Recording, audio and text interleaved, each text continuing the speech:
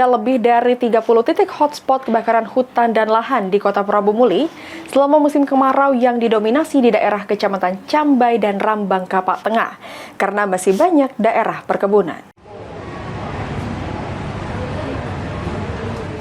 Di musim kemarau saat ini ada lebih dari 30 titik kebakaran hutan dan lahan yang berada di Kota Prabu Muli didominasi di daerah Kecamatan Cambai dan Rambang Kapak Tengah. Ada 3 posko didirikan untuk penanggulangan kebakaran hutan dan lahan di Kota Prabu Muli, yaitu di kantor BPBD Delinom, Taman Murni, dan di Prabu Muli Barat. Serta juga ada 3 armada truk pemadaman BPBD Kota Prabu Muli di standby-kan di setiap poskonya. Kasih Pencegahan BPBD Kota Prabu Muli Tauhid mengatakan, untuk penyebab kebakaran lahan sendiri masih indikasi dan kemungkinan bisa disebabkan oleh kelalaian manusia.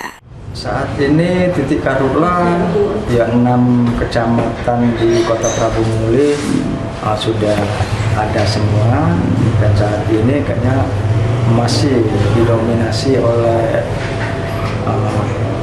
Kecamatan Cambai dan Rate. Itu terjadi karena penyebabnya apa itu, Pak? Penyebabnya masih indikasi-indikasi dan juga masih kita cari apa penyebabnya, terkait mungkin kelalaian manusia dan juga mungkin ada hal-hal lain kayak itu. Terus upaya kita, Pak?